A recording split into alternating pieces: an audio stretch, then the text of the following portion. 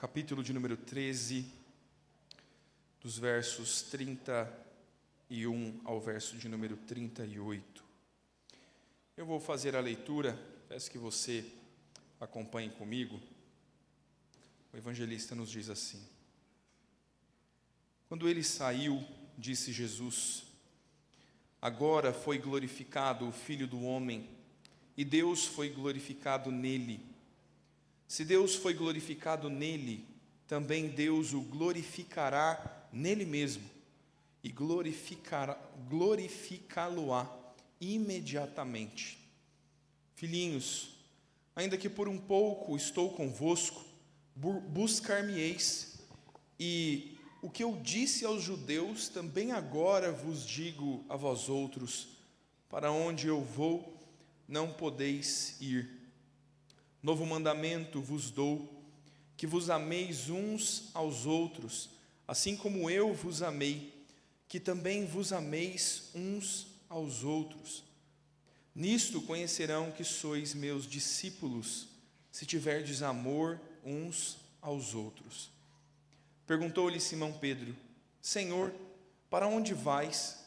Respondeu Jesus: Para onde vou não podes seguir agora, mais tarde, porém, me seguirás. Replicou Pedro: Senhor, por que não posso seguir-te agora? Por ti darei a própria vida. Respondeu Jesus: Darás a vida por mim?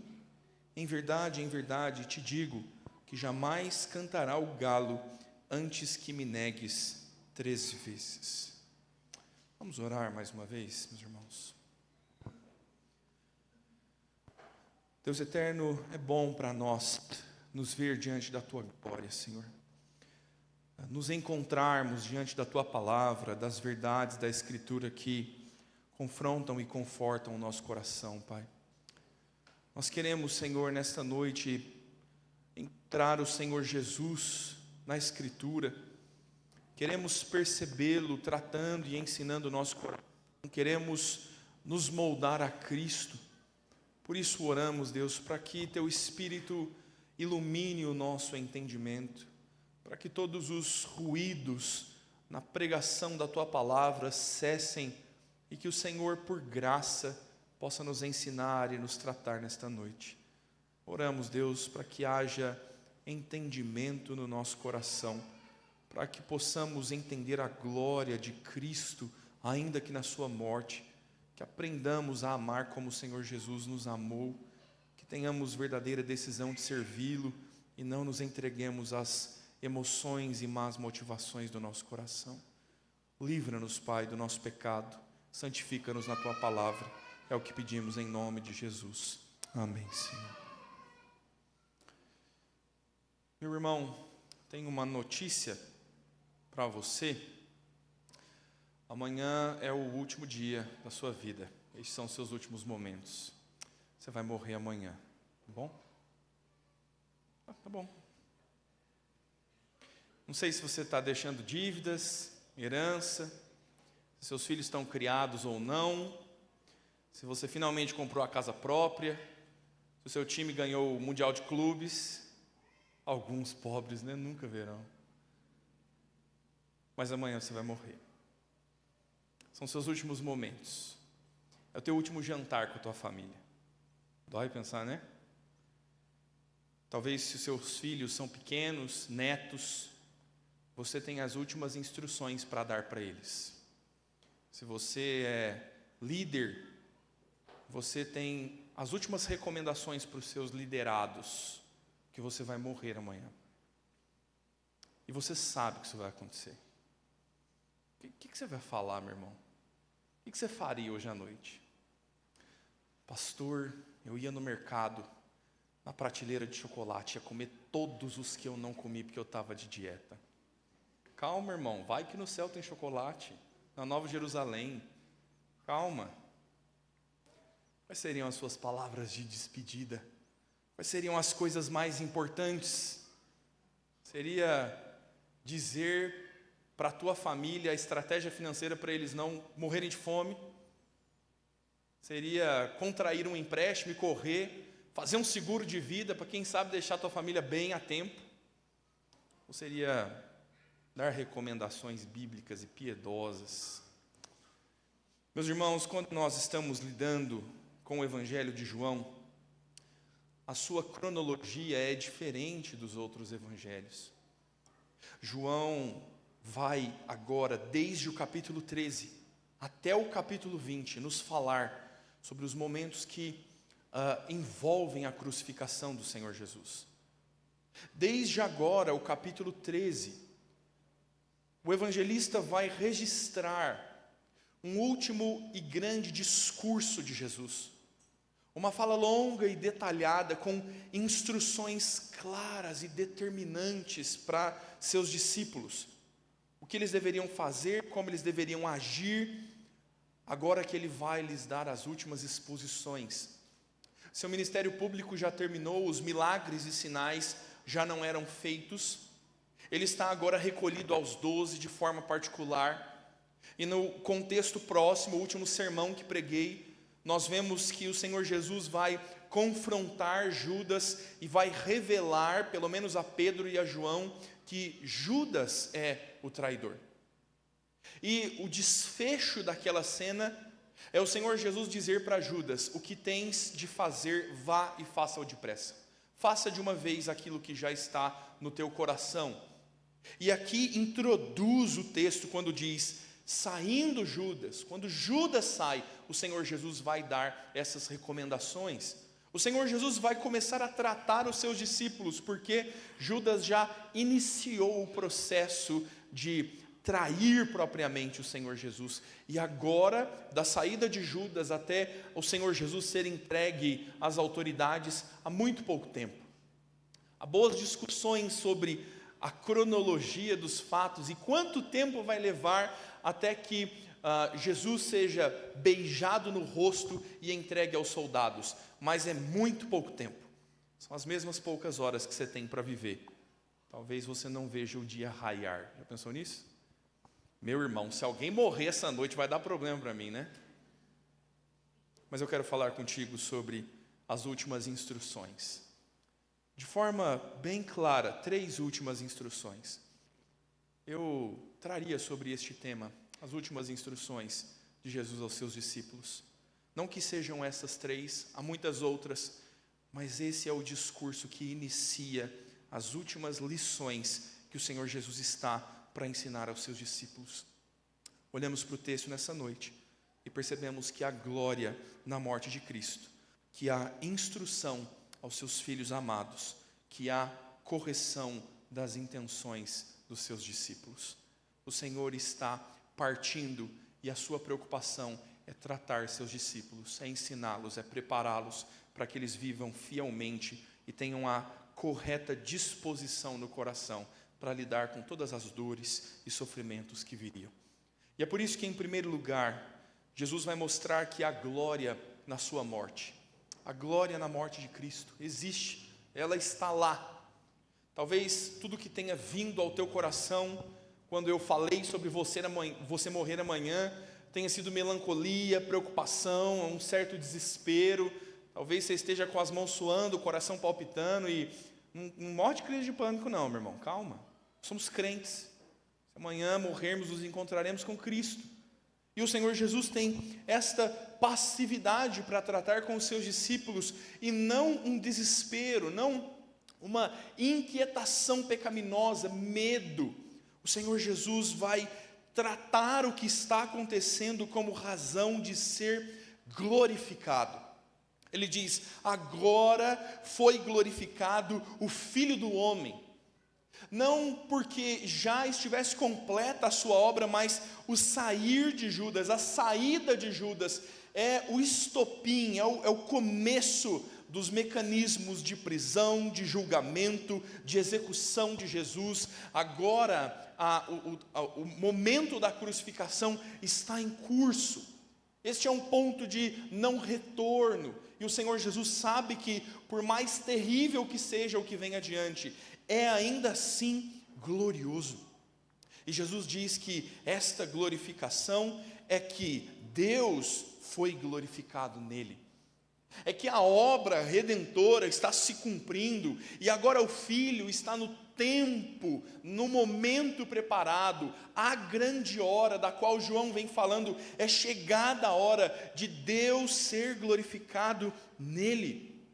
E numa forma que nos aponta para a harmonia da Trindade, para a comunhão entre o Pai, o Filho e o Espírito. E Jesus descreve isso dizendo que Deus foi glorificado nele, também Deus o glorificará nele mesmo. O Pai está sendo glorificado na obediência do Filho, e o Filho está glorificando ao Pai, sendo obediente em todas as coisas até o fim. A obra do Senhor não envolve a tristeza pela morte, a preocupação dos sofrimentos que haverão de vir. Sim, o Senhor Jesus vai agonizar, suar sangue, vendo o terrível sofrimento do pecado que virá sobre si, mas a sua convicção, a sua exposição aos discípulos é que todas essas coisas só podem redundar em glória. O Pai será glorificado e glorificará o Filho, e o texto diz: glorificá-lo-á imediatamente.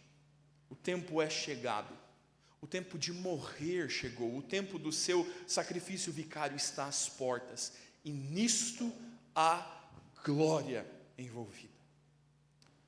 Meus irmãos, nós precisamos perceber o que o Senhor Jesus tem em vista. Quando João Calvino comenta esse texto, ele diz: a morte na cruz, a qual Cristo sofreu, longe está de obscurecer a sua majestade celestial. Aliás, nessa morte, sua majestade é primordialmente exibida, visto que ali seu espantoso amor pela humanidade, sua infinita justiça em fazer expiação pelo pecado, em aplacar a ira de Deus, o seu maravilhoso poder em vencer a morte, subjugar Satanás e por fim descerrar o céu, luziram com pleno fulgor. O que para todos pode ser a pior coisa possível, o fim de toda a esperança, o maior lamento da nossa existência, a morte, para Cristo é a porta da glorificação. Calvino está expondo como é por meio da sua morte que o seu amor é revelado, que a justificação é cumprida, que a sua soberania é exposta aos homens, aquele que dá a sua vida e ele mesmo a tem de volta. Nós precisamos olhar para Cristo e perceber que o plano redentor, que o decreto de Deus sobre a humanidade e sobre as nossas vidas implica em glória a Deus. Deus, tal como faz na vida de seu Filho, em nós também está operando, para que nós o glorifiquemos. E todos os sofrimentos que envolveram a vida de Cristo redundam num final prazeroso, deleitoso, que não há comparação humana. E nós precisamos ter esta perspectiva. Precisamos entender as coisas sob a ótica do Redentor, e Ele está nos expondo na sua palavra que existem inúmeros benefícios nisso. Meus irmãos, a morte de Cristo não pode ser para nós razão de lamento, é aquilo pelo qual nós mais regozijamos. E é loucura, né? Chegar no trabalho, na terça-feira, a Gisele chega lá na firma para trabalhar, quer ocupar a cabeça, vai de preto. E aí, Gisele, como é que você está? Bem, graças a Deus. É mesmo, estou feliz. Denis morreu ontem, sepultamos ele no final da tarde. Vim trabalhar hoje. Quão lógico seria para alguém não lamentar e se desesperar pela morte? A única possibilidade de haver tal esperança, tal glória, é porque nós estamos diante de Deus. Jesus Cristo é perfeito homem, mas é perfeito Deus. Ele entrega a sua vida e vai reavê-la. Ele nos mostra que o poder está integralmente na sua mão. Esta é a sua glória. Ninguém pode tomar a sua vida. Ele dá e Ele vai reavê-la. E todo o processo redunda na exaltação tanto de Cristo quanto do Deus triuno. Igualmente, meu irmão, talvez o Senhor nos submeta a dores, sofrimento e morte, para sermos o glorificarmos e ao fim do processo sermos glorificados com Ele. A nossa vida não está isenta de agonias e sofrimentos como o Senhor Jesus está trilhando este caminho. Os encorajamentos de Cristo para nós são perseverarmos, sabendo que as provações que nós enfrentamos, Ele também as enfrentou e as venceu. Sabendo que as aflições deste mundo, Ele superou-as todas e agora nos chama para segui-lo triunfante. No mundo tereis aflições, mas tem de bom ânimo, porque eu venci o mundo. É assim que Jesus nos encoraja. É a fala dos hebreus dizendo: se desvencilhem de todo o peso do pecado que assedia vocês e corram olhando para Cristo, que não levou em conta a vergonha a que estava sendo exposto, mas que cumpriu todas as coisas e agora está à destra de Deus. Nós igualmente, irmãos, talvez sejamos expostos a sofrimentos, a humilhações e até a morte. E nisso haverá também glorificação. Somos expostos a essas coisas para glorificar a Deus. Talvez numa primeira vista, numa primeira aplicação de modo figurado, como lemos a carta aos Romanos, como também Paulo escreve aos Coríntios, dizendo que nós sempre levamos no corpo o morrer de Jesus, para que a sua vida se manifeste em nosso corpo mortal. Os nossos sofrimentos estão redundando na glória de Cristo, talvez primeiramente de forma figurada, o nosso velho homem morrendo para que uma nova criatura ressurja e glorifique ao Pai. A nossa velha vida fazendo morrer a nossa natureza carnal, para que pela morte, pelo sofrimento da luta contra o pecado, nós glorifiquemos ao Senhor. Para que sofrendo as perseguições do Evangelho, como Paulo diz aos Coríntios, sofrendo pela causa de Cristo, nós possamos de alguma forma redundar em glória ao Senhor. Paulo diz aos Coríntios que é por esta causa, é nessa condição que em nós opera a morte, para que em vós, para que em outros opere a vida. Estamos sofrendo, estamos sendo entregues a inúmeras condições difíceis, como o Senhor Jesus fez, para que estas coisas todas redundem na glória do nosso Deus. E talvez de forma literal. Nós estamos olhando para literalmente a morte do Senhor Jesus. E por que o Senhor não seria também glorificado na nossa vida, quando nós lidamos com a morte? Paulo escreve aos Filipenses, e no capítulo de número 1, ele está falando da sua condição, preso em Roma. E a narrativa do apóstolo é dizer: não pensem que eu estou triste, eu estou feliz, porque a minha prisão e os sofrimentos que eu estou sujeito têm feito com que a guarda pretoriana ouça do Evangelho de Cristo. Então, ainda que eu sofra, existe benefício nisso. Paulo está preso em Roma e ele está dizendo: isso é bom, porque preso eu posso pregar mais. Quem sabe Deus não te adoeça para você ter tempo de orar e ler a Bíblia, né, meu irmão? Você fica uma semana no hospital, internado, nenhum Netflix para assistir.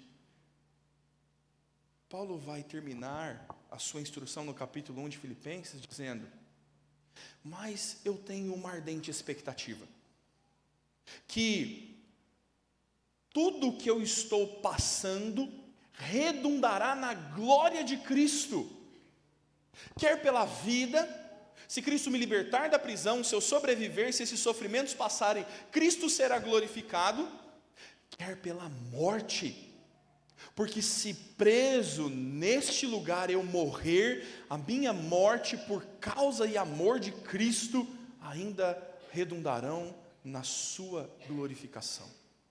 E por isso a conclusão do apóstolo Paulo é: o viver é Cristo e o morrer é lucro. Vivemos para glorificá-lo, e se morrermos, o glorificaremos na nossa morte, fielmente em Jesus. Olhamos para o Salvador e precisamos replicar seu bom exemplo, aprender que ainda na morte a glória do Senhor Deus está sendo manifesta, e aqui, especialmente, na morte de seu Filho. E agora no verso 33, o Senhor Jesus nos conduz a um ensino um pouco diferente.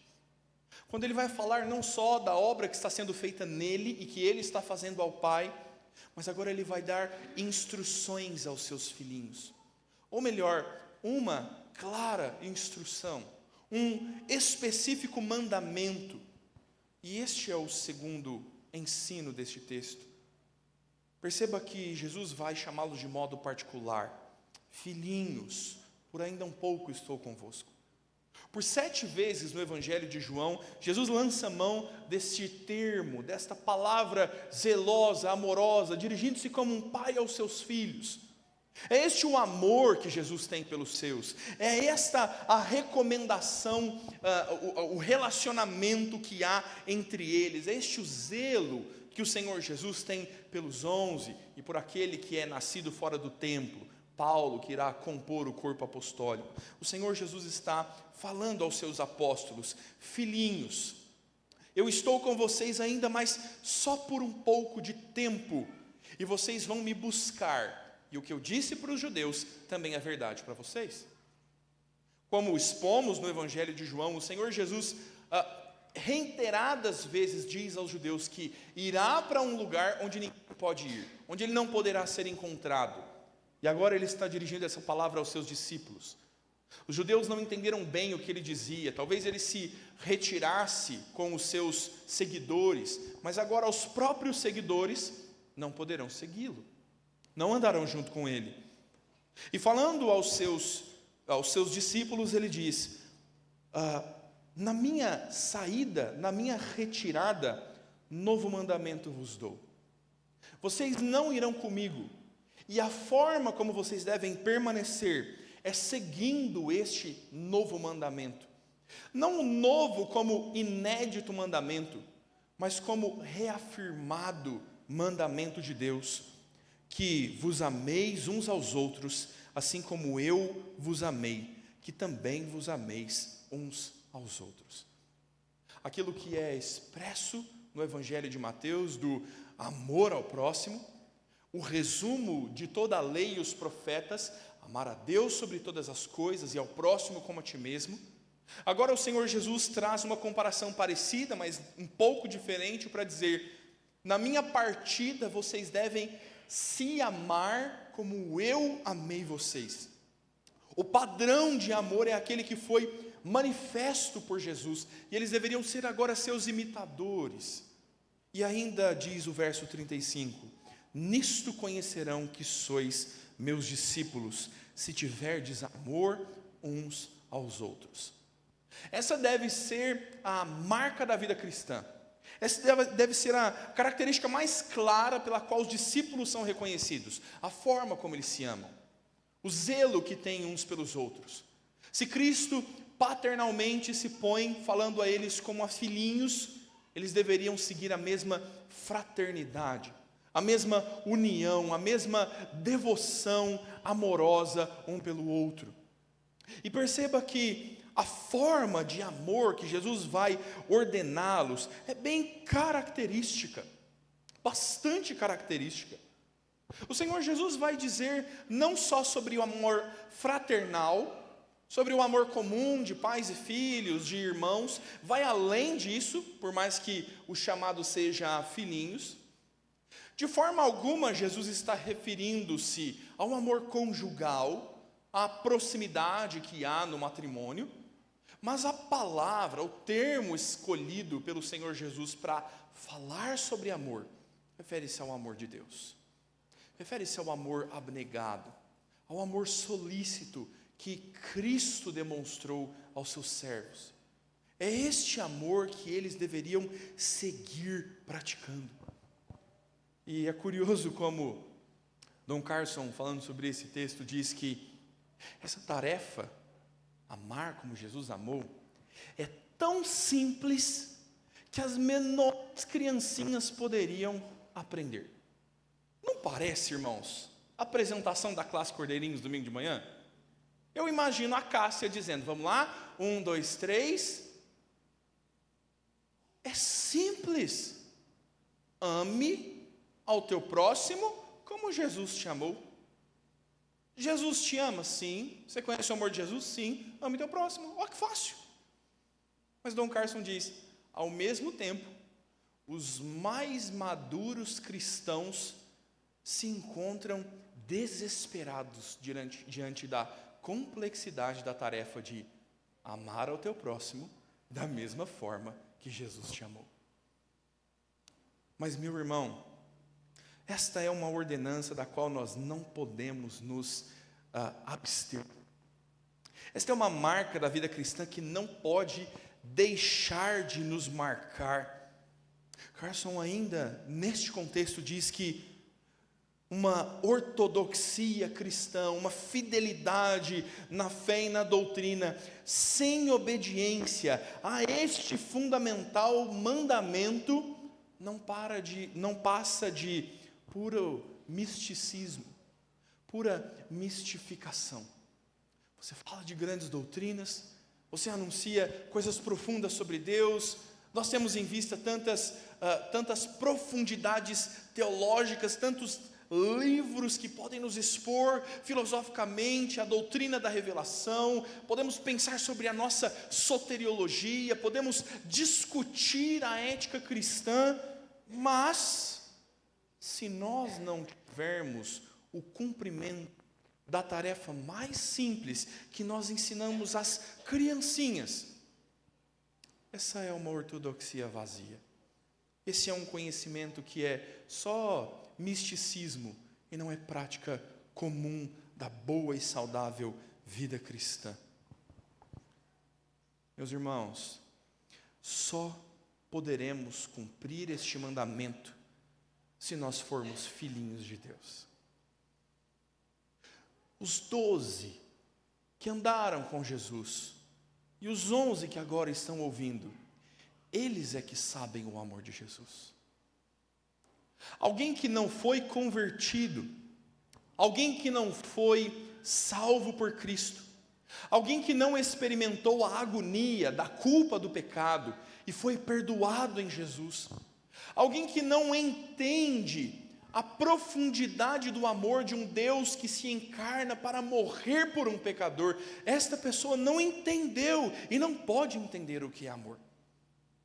O amor provém de Deus, é atributo do nosso Senhor. Qualquer expectativa de amor sem Cristo é falha e limitada. Só os filhinhos foram amados e agora podem replicar este amor.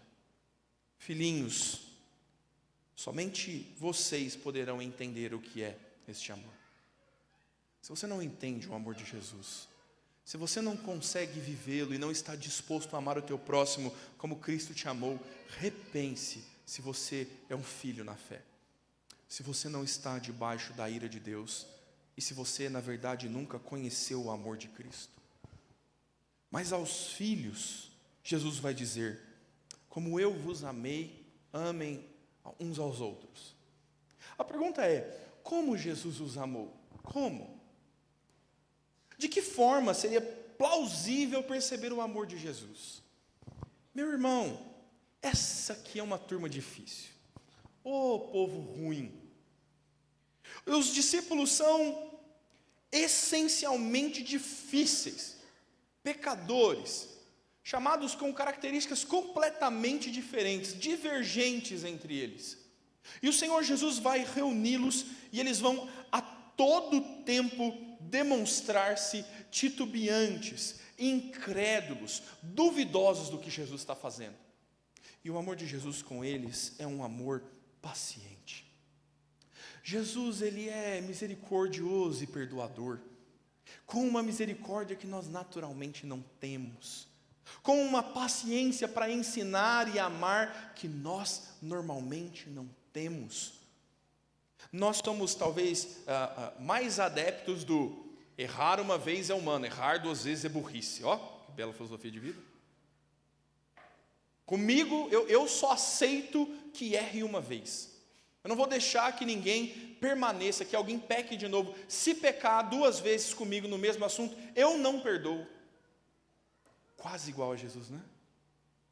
O que o Senhor Jesus está nos mostrando, irmãos, é a profundidade do seu amor perdoador e misericordioso, lidando continuamente com os seus discípulos. Este é um amor perdoador, de discípulos que não só são falhos, que não só são difíceis de lidar, mas que são pecadores e ofendem ao Senhor Jesus com os seus próprios pecados. São eles, irmãos, que são responsáveis pela crucificação do Senhor Jesus.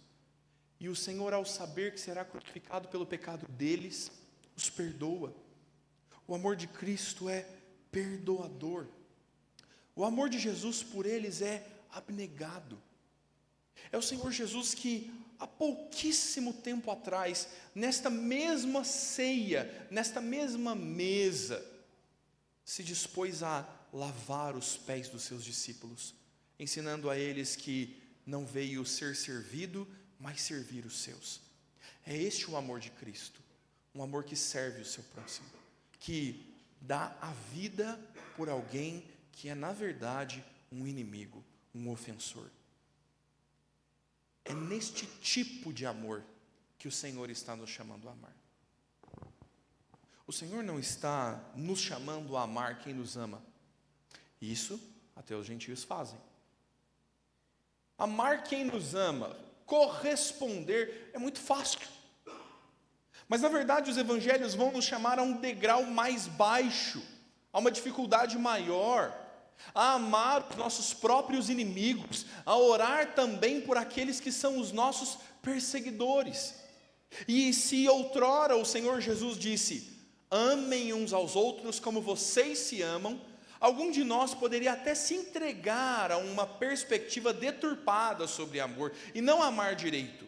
Mas agora o padrão não é como eu me amo. Jesus vai dizer: como eu vos amei. Do mesmo jeito que Jesus te amou, você precisa amar os teus irmãos. É difícil para nós, porque nós somos intransigentes. Nós não somos pacientes e nós não queremos ser. Nós somos orgulhosos demais para nos rebaixarmos e servir a outro. Somos egoístas demais para pensar que em lugar de recebermos, daremos. O problema de lidar com isso é porque nós somos duros de coração demais para perdoar e nós não queremos perdoar. Não é que eu não consigo, eu não sinto, você não quer perdoar. E é decisão deliberada de um coração pecaminoso. E nós não podemos amar genuinamente uns aos outros se nós não seguirmos o padrão e o modelo de Cristo. E afinal Jesus está nos dizendo: se você é crente, você tem que amar como Ele amou. Você tem que fazer isso. Pastor, eu não vou fazer isso. Eu não vou me rebaixar.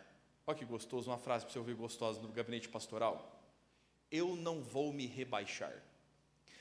Mas amigo, mais baixo que você, não tem mesmo não. Nós somos tudo miserável. Não tem rebaixamento para nós não, é série D a gente. Mas o nosso orgulho altivo não nos deixa, e Cristo está dizendo: se nós não amarmos do jeito que Ele nos amou, nós não somos seus discípulos. Porque os discípulos são conhecidos pelo amor. Tertuliano, pai da igreja, escreve respondendo a acusações do Império Romano sobre os crentes. Em 197 depois de Cristo, a perseguição é, como sempre, instaurada contra os cristãos, e em um dos seus documentos, Tertuliano vai dar razões para o Império Romano repensar a perseguição aos crentes. E uma das razões que Tertuliano dá é: pergunte a qualquer gentio, pergunte a qualquer ímpio romano. Todos os gentios e os ímpios tinham como marca da vida cristã o amor mútuo. Os crentes eram marcados e reconhecidos como aqueles que amam uns aos outros. E Tertuliano diz: todos os pagãos observavam e comentavam: estes estão prontos para morrer uns pelos outros. Estes estão prontos para morrer uns pelos outros. É este e não menos o padrão de amor cristão que nós precisamos ter. Não importa neste contexto se você já foi batizado. Isso não vai te trazer discipulado real e salvação em Cristo. Não importa em nada se você é presbiteriano. Meu irmão, você podia ser neto do Green Simonton. Em nada importa quanta profundidade teológica você tem e em quantas escolas dominicais você veio. Nada disso importa em qualquer tipo de boa ação e vida devocional exemplar, se nós não amamos, se nós não fazemos o simples, se nós não fazemos o básico, se nós não somos reconhecidos por amar. Faça o teste. Faça o teste. Pergunte aos seus filhos se eles acham que você ama eles como Jesus nos amou. Nós perguntássemos aos teus vizinhos, especialmente aquele que põe o carro na tua vaga, sabe? No prédio, você chega lá, sabe aquele vizinho que sempre para ocupando 2 vagas, você tem que interfonar para ele. Você faz isso como um cristão, com amor misericordioso e perdoador. Se o teu marido e a tua esposa fossem aqui falar da tua paciência para lidar com os pecados dela, você é reconhecido por amar como Jesus amou? Você está disposto a servir quem anda contigo? Ou quem anda contigo diz, esse aí só quer receber, não está disposto a dar e a servir a ninguém? Meus irmãos, se nós não amarmos de fato e de verdade, nós nunca poderemos ser verdadeiros discípulos de Cristo. Em último lugar, Pedro, como muitas outras vezes, vai despontar à frente dos discípulos para comentar o assunto. E nós aprendemos, dos versos 36 a 38, que o Senhor Jesus está não só dando agora um mandamento, mas Ele está corrigindo as intenções do coração de seus discípulos. Jesus, como seus últimos feitos, está preocupado não só em expor a sua glória e o que há maravilhoso, ainda que a morte venha, não só em dar claro mandamento aos discípulos, mas em agora entrar no ponto mais profundo do coração deles, e especialmente de Pedro, é como nós veremos nesse diálogo. Pedro se dispõe a falar e diz, Senhor, para onde vais? Onde é que é? Fala aí, deixa eu pôr no meu Waze aqui, para ver se não dá para ir mesmo. Pedro é duvidoso. Pedro é, talvez até, afrontoso em Jesus dizer, para onde vou, vós não podeis ir. Mas onde que é? Para eu ver se não dá para ir mesmo. Jesus diz, para onde eu vou, não podeis seguir agora, mais tarde, porém, me seguireis. Calma, Pedro, calma. Você não pode mesmo ir agora. E pela segunda vez, clara e diretamente, Jesus está dizendo, você não pode ir. E depois, num outro momento, você irá. Acalma o coração, cidadão, entende, é o momento. Você não irá, é normativo. Jesus está dizendo claramente. Replicou-lhe Pedro. Está com raiva de Pedro já? Eu e você aqui, meu irmão. Por que não posso seguir-te agora? Menino, fica quieto. Rapaz, sou sua mãe, obedece. Não parece? A gente, os nossos filhos, adolescentes. É que eu sou adolescente até hoje com a Sara. Mas por quê? Né? É um espírito inquisitor dentro de nós. Pedro está dizendo, por que eu não posso seguir-te agora? De que forma? Por que você me impediria? Existe, meu irmão, no texto grego, algum tipo de ironia implícita nessa fala agora. Pedro está dizendo, por que não posso seguir-te agora? Por ti darei a minha própria vida. É uma contestação afrontosa. Pedro está dizendo: eu estou disposto a morrer por você, e você não quer deixar eu te seguir? Pedro, meu irmão, parece alguém que tem muita certeza do que quer. Sujeito claramente convicto da sua fé e dizendo: eu vou morrer por você, Jesus, por que eu não posso te seguir? Nada me faria não te seguir, nem a morte me faria abandoná-lo, nem pelo meu próprio pescoço eu te abandonaria. E uma cena semelhante já aconteceu. Quando chega a notícia de Lázaro morto, Jesus diz: agora nós vamos voltar para Jerusalém. E Pedro também intervém e diz: Senhor, não podemos voltar, o Senhor está sendo perseguido, se nós voltarmos, o Senhor corre risco de morte. O Senhor Jesus diz: arreda, Satanás, não cogitas das coisas de Deus, você não entende o que eu estou fazendo. Mas ainda assim, a fala de Tomé é dizer: vamos com ele, se for necessário, morreremos com ele, discípulos fiéis. Pedro tem mais uma vez algum tipo de boa intenção no seu coração ao falar Jesus, ao chamar Jesus. Ele está, parece que movido aqui de um ressentimento até, ao pensar que Jesus está proibindo ele de segui-lo. Pedro tem uma dor aqui no seu coração. Dom Carson diz que é essa independência de Pedro que é a própria semente da sua negação. É o orgulho de Pedro que vai plantar a sua negação a Jesus. E a resposta de Jesus a Pedro é a mais dura possível. Jesus diz: darás a vida por mim? O mesmo tom irônico que Pedro instaura, segue no texto grego a fala de Jesus. Darás a vida por mim? Em verdade te digo, jamais cantará o galo antes que me negue 3 vezes. Você não vai me seguir desse jeito. Eu conheço você melhor do que você. Eu sei o que está no teu coração. Eu sei que você não vai me seguir. Baixa a bola, Pedro. Esvazia o coração altivo e soberbo que pensa que pode se impor sobre mim. Você não vai me seguir. E eu sei que você vai me negar esta noite, antes que o galo cante. Dá para acreditar nisso? Se fosse você, meu irmão, dizendo: Senhor Jesus, eu morro por você, não morre, porque antes do sol nascer, esta noite, você vai me trair. Imagina, mas nunca.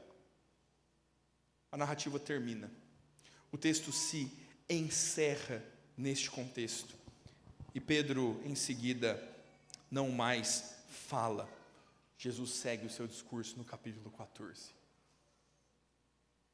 Meus irmãos, corações altivos rejeitam mandamentos e instruções de Deus.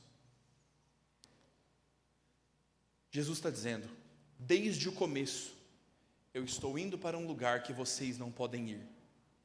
Jesus não está em nenhum momento dizendo que eles deveriam se preocupar para onde Jesus está indo, ou descobrir onde Jesus está indo, e Jesus está dizendo: eu vou e vocês vão se amar.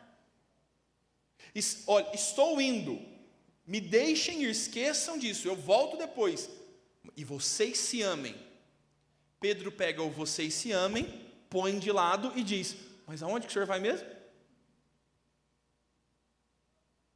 Pedro está mais compromissado com a sua própria vontade, com as suas expectativas em relação a Jesus, do que com um claro mandamento exposto por Cristo.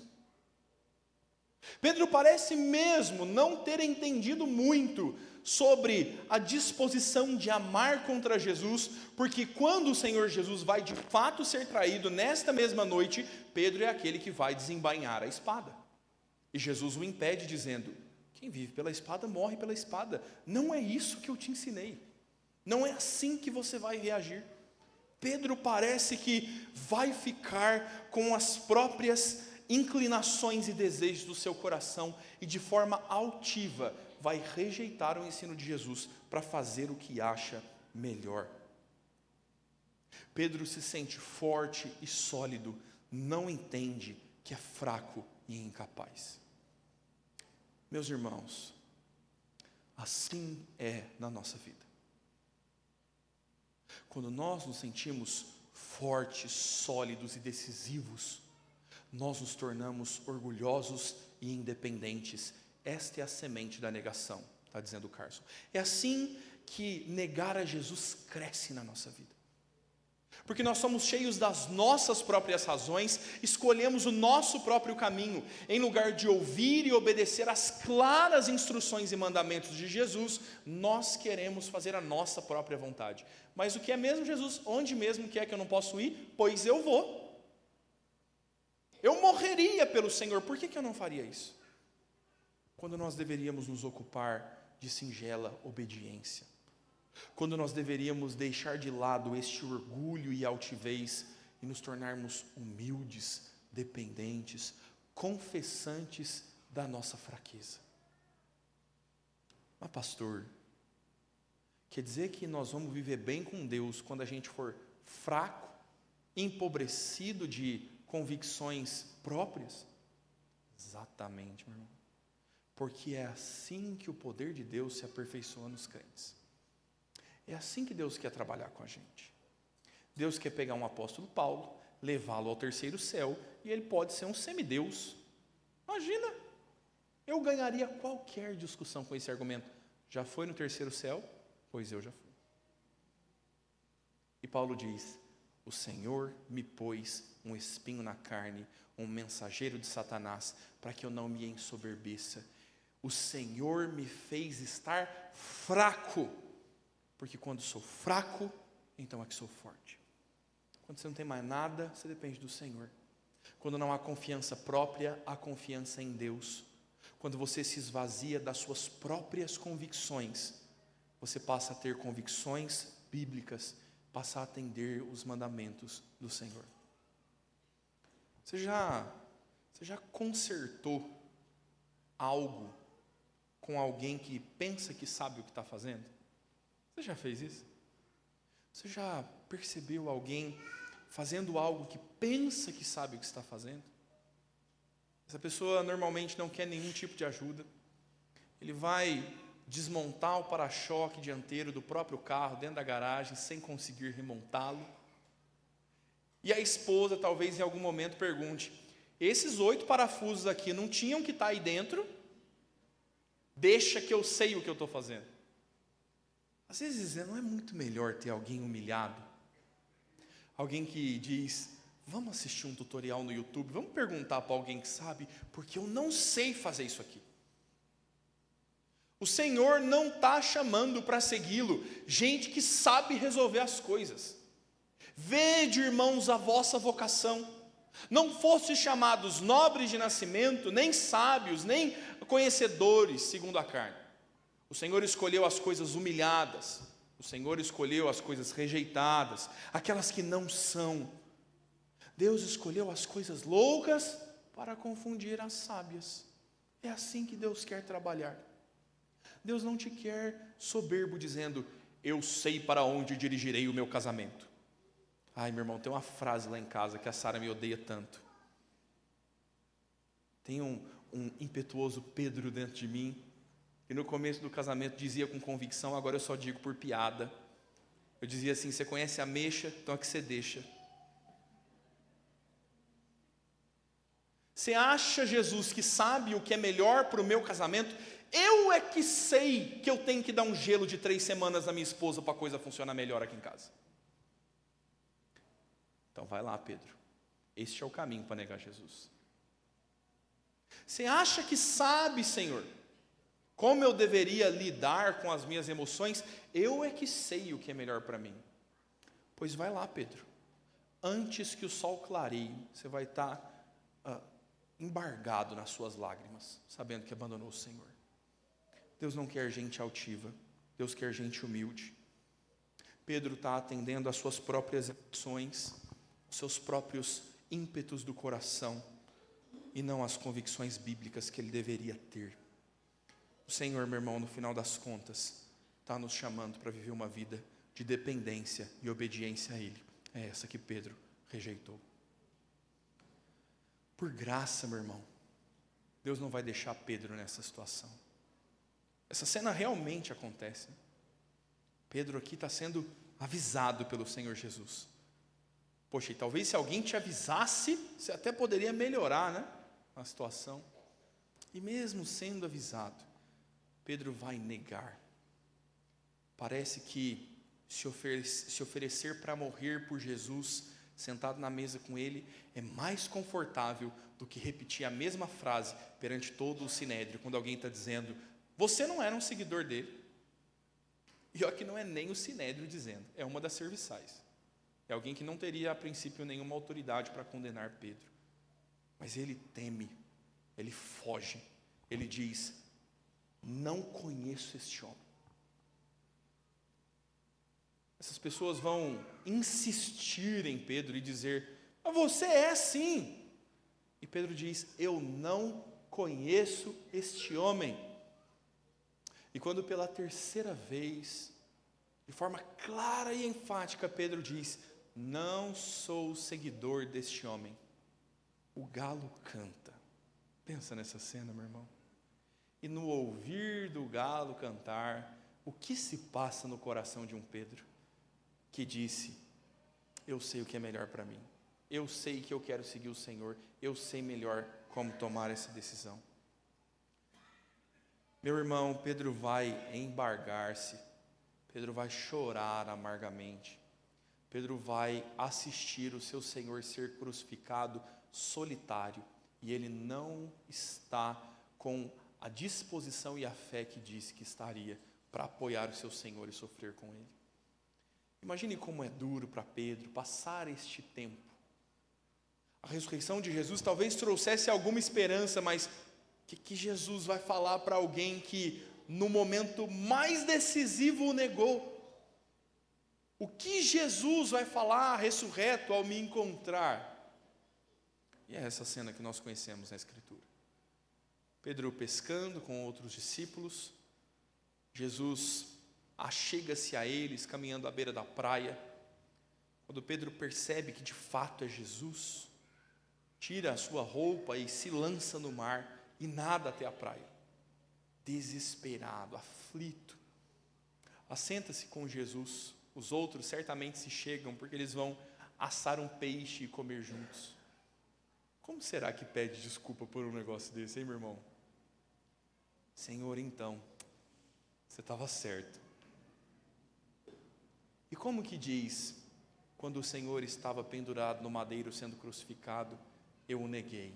Como que diz isso em boas palavras? Mas é Jesus que vai se mover em direção a Pedro e dizer, Pedro, tu me amas? Senhor, tu sabes que eu te amo.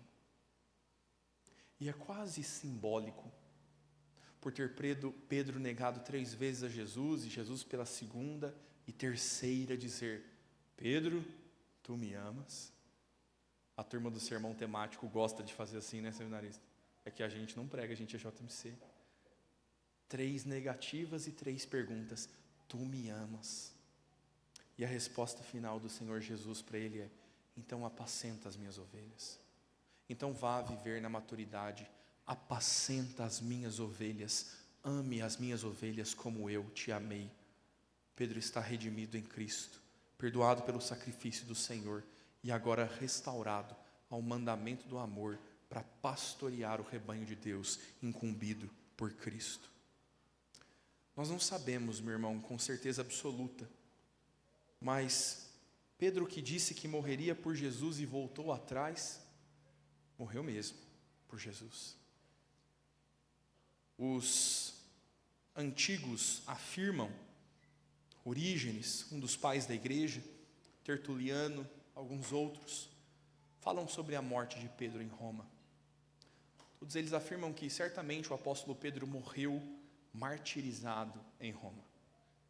Aquele que disse que morreria e não morreu, voltou atrás, serviu a Cristo e no desfecho, de fato morreu por Cristo. O Senhor Jesus restaura gente titubeante e dura de coração, até como eu, você e Pedro. e no desfechar da história, conta a tradição cristã, e nós não sabemos se é verdade, mas que no ato da sua execução, Pedro pede aos seus algozes uma coisa: me crucifiquem de cabeça para baixo, porque eu não sou digno de morrer como morreu meu Senhor. Parece alguém que entendeu a humildade. Parece alguém que teve o seu coração altivo transformado. Meus irmãos, se de fato crucificado de ponta cabeça ou não, que nós tenhamos também a mesma disposição de coração como Pedro, de nos voltarmos para o Senhor, de atendermos o seu mandamento. Porque, meu irmão, se nós morrermos amanhã, a melhor coisa que teremos feito é entender que a glória de Cristo presente até na morte, que a própria morte pode engrandecer ao Senhor. Se nós morrermos amanhã, que muito mais preocupados do que encontrar um substituto para nós na igreja ou deixar algum seguro de vida para os nossos filhos, que nós entendamos a ordem maior do Senhor: amem uns aos outros como eu vos amei. Se nós morrermos amanhã, que não seja como um Pedro titubeante, que não seja como um Pedro orgulhoso e altivo, que seja como um servo humilde, prestes a se reencontrar com o Senhor, morrendo martirizado para a glória de Cristo. Para esse sermão terminar muito bem, só faltava infartar essa madrugada, né? O pastor prevê sua própria morte, e todo mundo ia ouvir esse sermão, e nem todos iam se converter, porque a salvação é pela graça. Quero chamar, irmãos, os nossos presbíteros à frente, também o conjunto Renovo. Nós vamos nos preparar para a ceia do Senhor.